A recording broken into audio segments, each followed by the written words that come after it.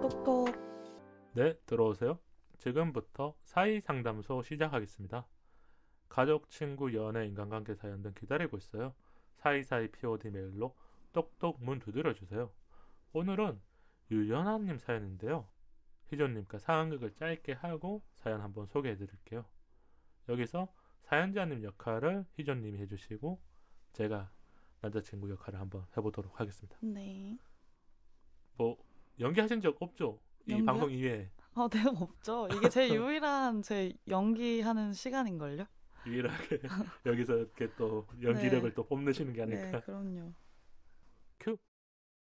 오빠, 이건 좀 아니지 않아? 나 이것저것 하다가 폰을 못 봤어. 8시간 동안이나 못 봤다는 게 말이 돼? 미안해. 뭐 미안하긴 해? 계속해. 상황극은 여기까지 하겠습니다. 왜냐면 피조님이 적절한 대사를 날리셨기 때문에 제가 네. 미안하다는 말로 끝내야 되잖아요. 근데 다만 이 사연 하나에서는 남자친구가 안 그랬을 수도 있어요. 그래서 제가 한번 소개해 드릴게요. 안녕하세요. 수원에 살고 있는 20대 후반의 직장인이고요.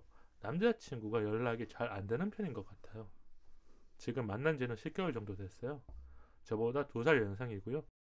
제가 이전 연애에서는 연락이 잘 되어서 서로 이해를 많이 해줬어요. 근데 현재의 남자친구는 연락을 8시간 넘게 안 본 적도 있어요. 이거 어떻게 생각해요? 아까 이렇게 대사 날리신 건데 8시간 톡이 없다 아니면 전화도 없다. 전 진짜 말이 안 된다고 생각해요. 이게 뭔가 8시간 안 된다고 사고가 난 거 아닌 이상 진짜 사고가 났거나 뭐 갑자기 쓰러지거나 아니면 뭐 헤어질 결심을 하고 있다거나. 뭐 그럴 수도 있고 진짜 우리가 알 수 없죠. 근데 좀 더 얘기 들어볼게요. 그럼. 네. 카톡 텀이 길어진 적도 많았어요. 대화 나누다가 갑자기 사라진 느낌? 뭐 했어? 라고 하면 미안하다고는 하지만 쓸데없는 이야기들. 그러니까 이 변명이 사연자님이 보기에는 쓸데없는 거죠. 그냥 다른 거 하고 있었어. 아니면 못 봤어. 뭐 이런 걸 수도 있고. 몇 번째 그런 모습이 있어서 오빠 이건 좀 아니지 않아? 라고 했는데 이 남자친구가 진짜 시큰둥하게 대답하는 건지 모르겠지만 이것저것 하다가 폰을 못 봤어 라고 그랬대요. 연애 첫 때는 바쁜 일이 있나 보다라고 이해를 해줬는데 여기서부터 첫 단추가 잘못 끼워졌네요. 잘못됐네요. 이해를 해주는 순간부터 남자친구분이 당연하게 생각했을 그럴 수도 수도 있다는 있고. 거예요. 저는 그런 생각이 좀 들긴 해요. 지금은 예민하게 생각돼요. 새해에 직장 동료들이나 친구들하고 술 마신다면서 그 다음날 오전 늦게나 오후 1시까지 연락이 안 됐어요. 술 먹고 늦게 자서 미안하다고 그랬는데 저는 연애 중 적응이 지금까지 안 돼요. 제가 부탁을 했음에도 불구하고 말은 하지만 행동은 안 하는 모습일까요? 아마 사연자님이 여기서부터 더 화가 나지 않았을까? 원래 몇 번 말하고 나면 조금이라도 달라지는 모습을 보였어야 되는데 없었나 보이거나 봐요. 노력을 한다거나 네. 저런. 그래서 이 지경까지 온 거죠. 사연까지 보내게 된 거죠. 네네, 그렇다고 좀 말할 수 있겠네요. 이럴 때 연락 안 되는 건 이해를 해요. 칼답을 바라지도 않고요. 근데 친구 만난다거나 가족이랑 있을 때 주말에 집에서 쉰다고 그랬는데 연락을 왜 안 받고 안 하는 걸까요? 기다리다가 전화해도 안 받는 경우도 있었어요. 지금 남자친구가 거의 3아웃 수준이에요. 맞아요. 일단 안 받고 안 하고 전화해도 뭐 그냥 부재중인데 노력도 안 하고. 네, 거기까지 봤었을 때는 이건 뭐 어떤 이 사연 안에 담을 수 없는 상황들이 더 있어도 그렇죠. 제가 봐도 좀 화날 수 있는 이런 이야기일 것 같아요. 그리고 이제 사연자님이 또 얘기해 주신 게 데이트 끝나고 집에 도착했으면 말해 줄 수 있지 않나요? 아마 이거 이런 얘기 같아요. 원래 이렇게 만나고 끝나면 잘 들어갔어. 잘 들어갔어라든지 뭐 오늘 어땠는지 재밌었어. 이렇게 뭐 네. 얘기를 나누면서 잘 자라든지 내일 연락하자 이렇게 끝나는 사람도 있잖아. 보통 그러지 않나요? 아닌 사람들도 많을 거예요. 뭐 제가 그렇다는 건 아닌데 잘 들어갔을 거라고 생각을 해서 안 했다네요. 이게 평범한 사람들이 봤었을 때는 이해가 안 되는 거죠. 싸우면서 했던 이야기이지만 어디까지 이해해야 될까요? 평일은 괜찮은데 주말까지 그런 남자친구에게 뭐라고 말하면 좋을까요? 라고 이렇게 보내주셨는데 진짜 제가 뭐라고 말하면 좋을까요? 새 사연 읽다가 네. 연락에 대한 사연들은 예전에도 몇 번씩 왔었어요. 네. 그러니까 이거는 우리 사이상담소의 단골 사연인데 한글. 네. 또 새해 받아 보니까 또 합당치 않은 거 있잖아요. 아직도 이런 사람이 있어. 아직도? 왜냐면 지금 연하님께서 생각하는 거는 크게 바라는 게 아니에요. 뭐 매시간 연락해달라는 것도 아니고, 왜냐면 맞아요. 일할 때 이해해주고 맞아요. 다른 사람들이랑 만났을 때 해주는데 분명히 남자친구가 어떤 행동이나 이 중간 단계에 계속 없으니까 결론만 있는 거야. 나 뭐뭐 해서 못했어.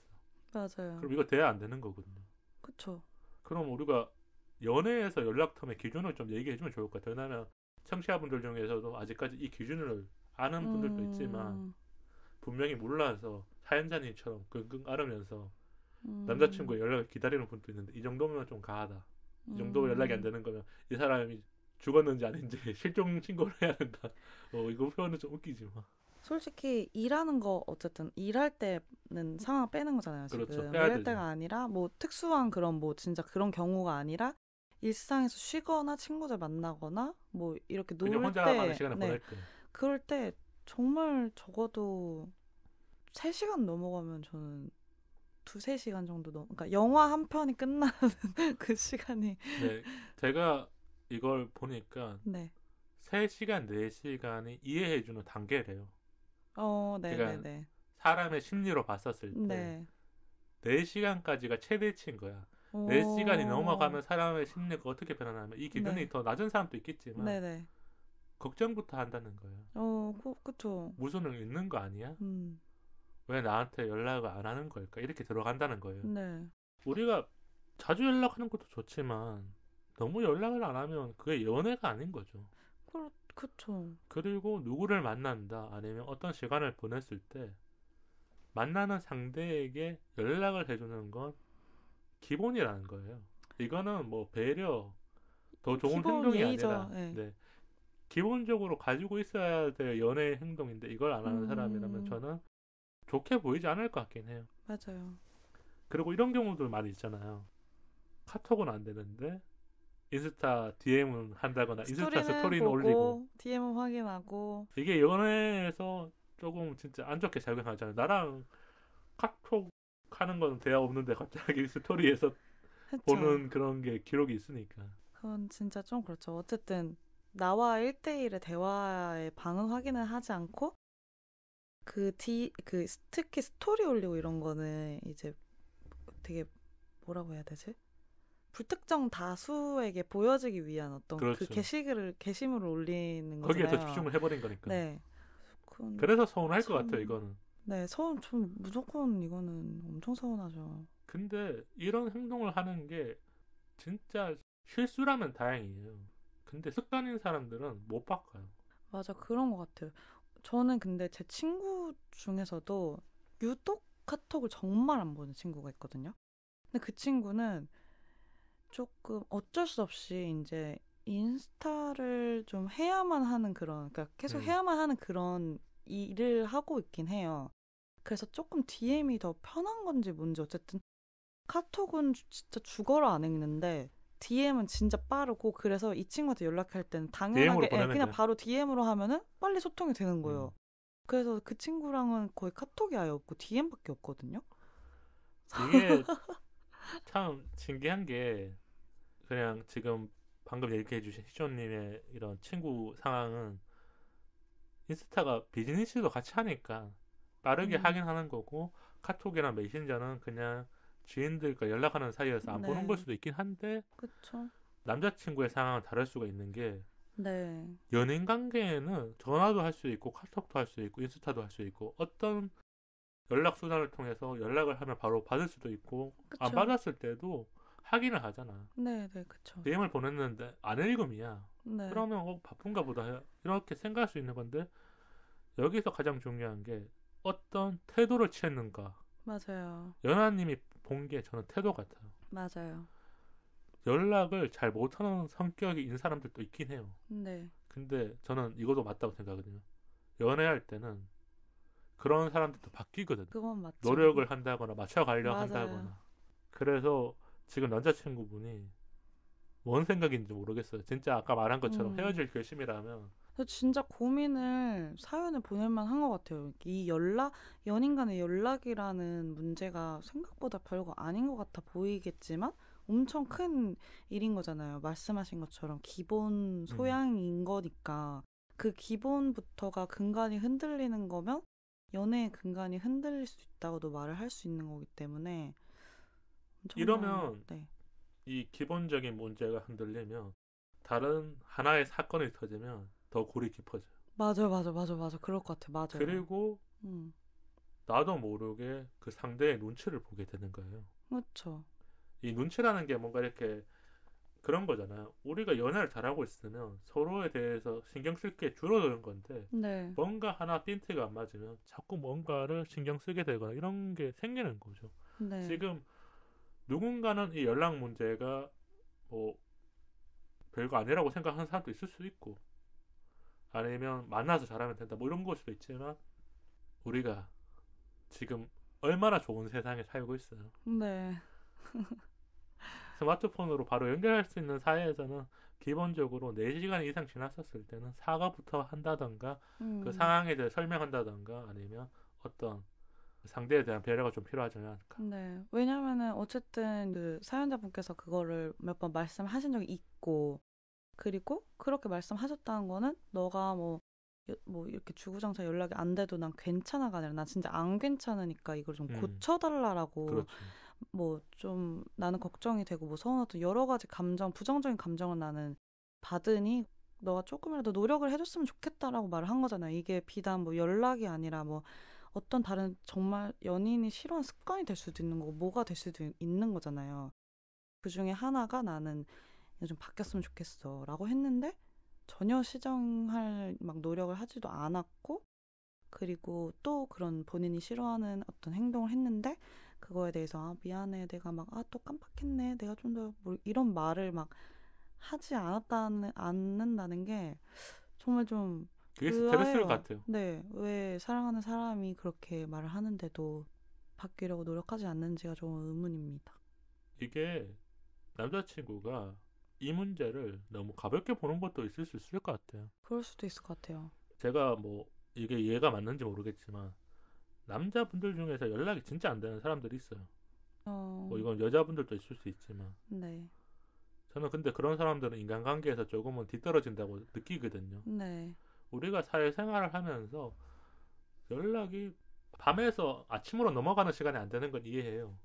뭐 밤 9시에 보냈는데 네네네. 그 다음날 아침에 오거나 연락 오는 건 12시간이 지나도 폰을 꺼두거나 아니면 진짜 이렇게 못 본 걸 수 있잖아요. 그렇죠. 뭐 퇴근하고라든지 일 끝나고 연락 안 되는 거는 일부러 연락을 안 하는 거 이것도 포함되는 것 같아요. 제가 라디오 듣다가 좀 재밌는 이런 유형이 3가지 있더라고요. 연락을 안 하는 사람들의 유형. 첫 번째가 일부러 안 하는 사람들. 일부러 안 한다. 읽고 싶거나 안 읽씹이거나 요즘 스마트폰에 오면 이렇게 미리 보기로 보고 뜨잖아요. 보고 안 하거나. 그리고 두 번째가 나중에 해야 된다는 생각. 그냥 하긴 했으니까 내가 일 끝나고 하거나 아니면 친구랑 헤어지고 나서 해야겠다 하는데 그것도 깜빡해서 너무 시간이 많이 걸리는 거. 그리고 세 번째가 못 봤다라고 이렇게 이제 잡아떼는 사람.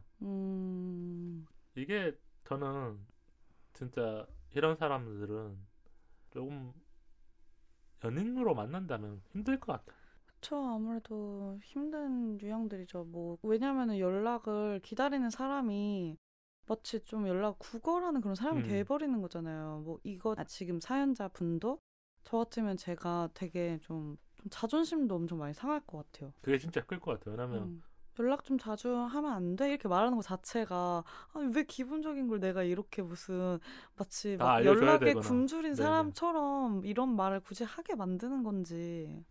그리고 이런 연애에서는 이런 걸로 신경을 안 썼기 때문에 지금 연애에서 더 힘들게 느껴질 수도 있고. 그쵸, 그쵸. 우리가 연애할 때 기본적으로 연락은 어느 정도 된다고 생각하기 때문에 네. 연애를 시작한 건데 네. 지금 10개월 정도 살면서 변화가 안 느껴지기 때문에 좀 그렇지 않았을까.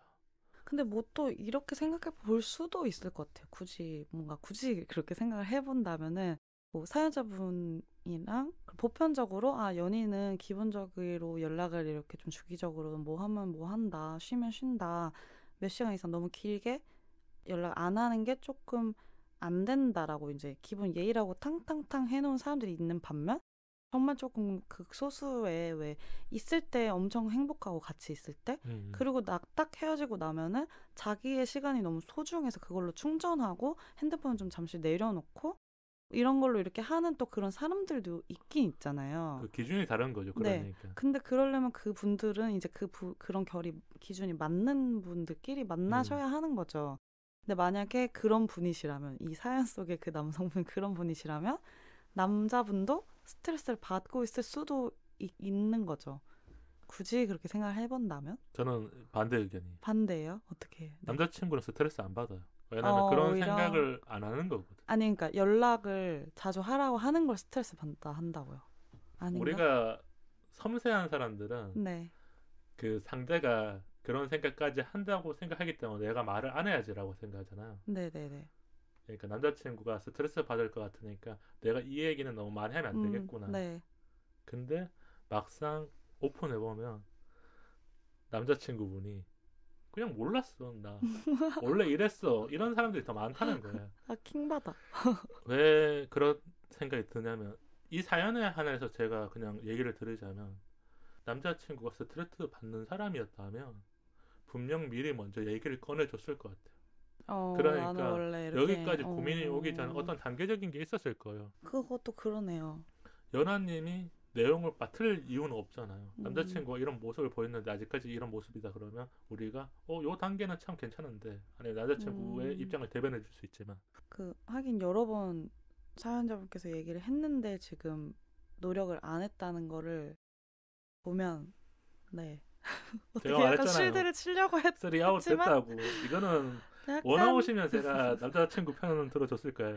조금 과묵한 사람이거나 조금 아까 말한 것처럼 혼자만의 시간을 원하는 사람인데 그 사람은 그 예외에 그냥 혹시 해서 이제 해야 조금 되잖아. 이렇게 한번 얘기를 해보려 했으나 근데 이거 보내주신 사연자분께서 생각보다 되게 좀 이해심이 그래도 엄청 있으신 분 같아요. 연애 초여서 이걸 이해해주고 있는데. 네, 연애 초니까 뭐 이렇게 해서 일할 수 있겠지 하고 뭐 이해하셨다고 했고 그리고 막 진짜 아까 말씀하신 것처럼 맨날 막 연락해달라고 자기가 한 것도 아니고 그냥 뭐 일할 때는 뭐 그럴 수 있다고 막 이해해요 막 이렇게 하고 너무 지금 사연을 보내주신 것 자체를 보면은 이해심이 굉장히 넓은 사람이라는 그렇죠. 거죠. 근데 이런 사람이 이제 이렇게 사연을 진짜 고민을 보냈다? 이거는 가벼운 사안이 아닌 거죠.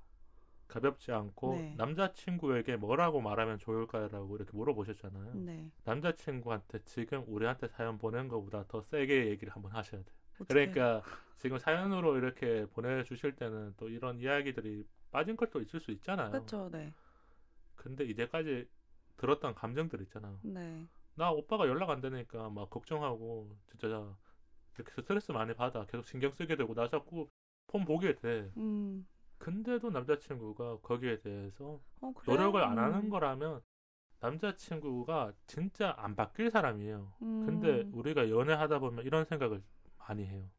이거는 누구나 한 번쯤 하는 생각인데 내가 좋아하면 그 사람을 바꿀 수 있다. 아니면 내가 좋아하면 그 사람을 위해서 바뀔 수 있다 하는데 전혀 20대 초반에만 가능한 얘기니까 네. 20대 후반 30대 분들은 절대 그런 일이 없으니까 빨리 안 맞으면 정리하라.